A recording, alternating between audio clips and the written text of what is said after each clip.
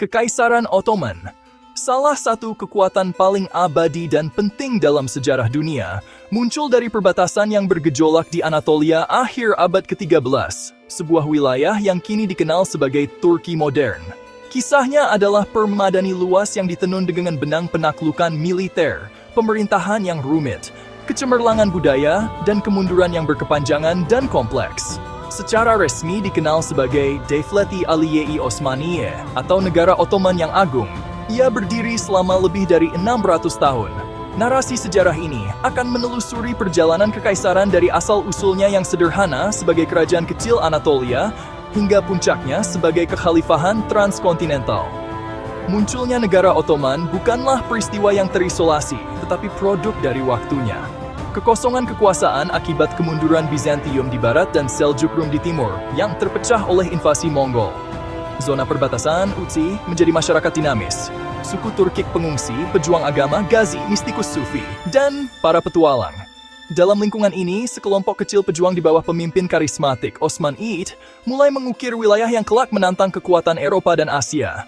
Ideologi Gaza, perang suci melawan orang-orang kafir, menjadi daya tarik yang menghimpun para pejuang dari seluruh Anatolia. Osman, pemimpin suku Turkik di Bithynia, memanfaatkan kedekatan dengan wilayah Bizantium yang rentan untuk ekspansi metodis. Mereka memperketat cengkeraman, merebut kota dan benteng. Puncaknya jatuhnya Bursa pada 1226 ke tangan Orhan, bukan dijarah, melainkan dijadikan ibu kota pertama. Inilah transisi dari penyerbu nomaden menjadi pembangun negara. Akche koin perak pertama, cikal bakal pasukan tetap yang kelak menjadi Janissary, dan fondasi birokrasi sipil. Ottoman meminjam dan mengadaptasi teknik administrasi, fiskal, dan militer dari Seljuk dan Bizantium, menciptakan model hibrida yang efektif untuk ekspansi 2 abad berikutnya. Dengan fondasi ini, perjalanan kita berlanjut secara kronologis. Kekaisaran ini bukan sekadar wilayah. Ia menjembatani Timur dan Barat, memerintah populasi Muslim, Kristen, dan Yahudi, membentuk Balkan, Timur Tengah, dan Afrika Utara selama berabad-abad. Not usual. Setelah fondasi Osman S, para penerusnya membangun warisan itu. Putranya Orhan, Sridigazdun 1362, Sultan Strateg dan Administrator Ulung. Penaklukan Bursa memberi pusat administrasi dan ekonomi yang stabil. Pada 1354, pasukannya menyeberangi Dardanelles dan mendirikan pijakan permanen pertama di Eropa di Gallipoli. Awal dorongan ke Balkan. Murat S. Devgagoranamzupanlovsium memindahkan ibu kota ke Adrianople Edirne, menegaskan ambisi Balkan. Kemenangan di Kosovo, berdiri di Agustus 89 menghancurkan kekuatan Serbia. Meski Murat gugur, membuka jalan bagi kendali Ottoman di wilayah itu. Di bawah Murat, Korps Janissary resmi berdiri. Infanteri elit yang setia pada Sultan, tulang punggung militer Ottoman. Bayezid Ters, Yildirim, sang petir mengeraskan kekuasaan di Balkan dan Anatolia, mengepung Konstantinopel, dan mengalahkan Salibis di Nikopolis, 1396. Namun pada 1942, pertempuran Ankara melawan Timur Tamerlan berakhir dengan bencana. Bayezid tertangkap, negara terjerumus ke interregnum. Meski Anatolia terpecah, institusi militer, birokrasi, sistem tanah bertahan. Kehadiran di Balkan tetap kokoh. Mehmet the Frat, 1411, bangkit sebagai pemenang, menyatukan kembali kekaisaran dan melanjutkan ekspansi. Para arsitek awal tidak sekadar menaklukkan, mereka membangun negara berakar kuat, mampu melewati badai paling dahsyat. Dengan landasan ini, Ottoman siap menuju kejayaan, kota-kota berkembang, hukum dikodifikasi, dan seni melambung. Dari penaklukan Konstantinopel, hingga akhir abad ke-19, peradaban Islam di bawah Ottoman berkembang spektakuler. Warisan paling terlihat, arsitektur monumental yang mendominasi cakrawala. Mimar Sinan, menyempurnakan desain masjid berkubah tengah luas yang seolah menentang gravitasi. Karya agung, Masjid Süleymaniye di Istanbul dan Selimiye di Edirne, proporsi harmonis, kecerdikan struktural, dekorasi iznik dan kaligrafi. Di luar masjid, Istana Topkapi, kompleks amal, kuliah, jembatan, saluran air, dan karavanserai membentuk lanskap kota yang fungsional dan indah. Di bawah Sulaiman Kanuni, kerangka hukum dikodifikasi.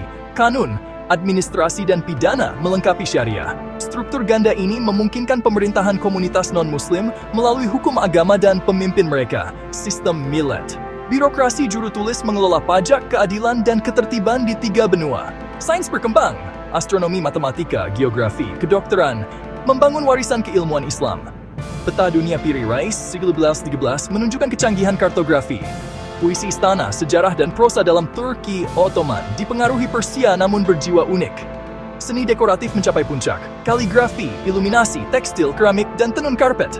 Istanbul menjadi magnet seniman dan intelektual dari seluruh dunia Islam, pusat budaya global terkemuka. Peran Ottoman melampaui politik militer. Ia terjalin dengan sejarah dan identitas dunia Islam. Pada 1917, Selim I menaklukkan Mamluk. Mekah dan Madinah berada di bawah perlindungan Ottoman. Sultan menyandang gelar Khadim al-Haramain al-Sharifain, pelayan dua tanah suci, mengukuhkan otoritas keagamaan. Sultan mengadopsi gelar Khalifah, makna simbolis diperkuat oleh relik suci, pedang dan jubah Nabi, di Istana Topkapi. Istanbul menjadi titik fokus umat dari India hingga Asia Tenggara. Sebagai pelindung iman, kekaisaran menjadi benteng melawan perambahan Eropa. Armada Barbarossa menguasai Mediterania, melindungi Afrika Utara. Dukungan finansial dan militer diberikan kepada penguasa Muslim melawan kolonialisme, seperti Kesultanan Aceh menghadapi Portugis. Jaringan madrasah, perpustakaan, dan pondok sufi didukung negara dan wakf, memastikan kesinambungan keilmuan Islam. Yuris Ottoman, terutama mazhab Hanafi, membentuk praktik keagamaan lintas wilayah. Haji diorganisir dan dilindungi. Pertukaran barang, ide, dan budaya di bawah pengawasan Sultan Khalifah. Sebagai juara Islam Sunni, penjaga dua tanah suci, dan pusat kekhalifahan, Daulah Utsmani menjadi pilar politik, spiritual, dan budaya dunia Islam selama berabad-abad. Kemunduran Ottoman, erosi lambat kompleks, hampir 3 abad, benihnya ditabur saat puncak.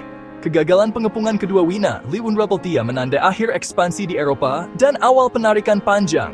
Modernisasi militer Eropa, taktik senjata api artileri semakin mengungguli pasukan Ottoman dan Korps Janissary yang stagnan.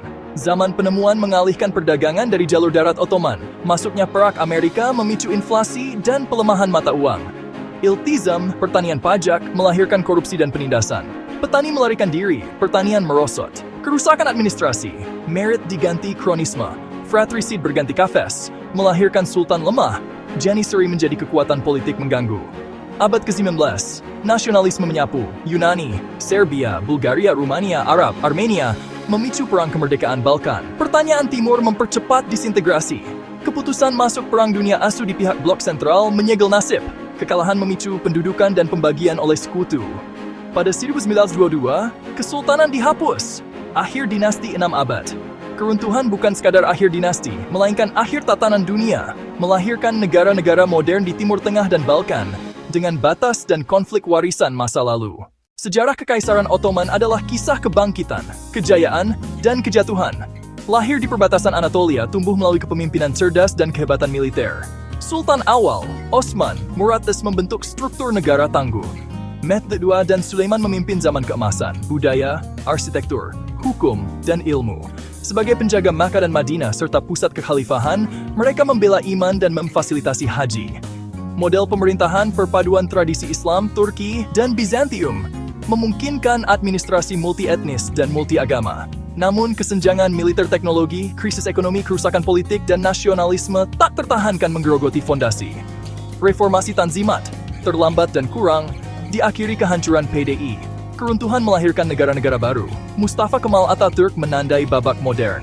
Warisan Ottoman hidup dalam budaya, bahasa, masakan, arsitektur, dan realitas politik kawasan. Memahami sejarah kompleks ini penting untuk memahami dunia hari ini. Pada tanggal 18 Oktober 2025.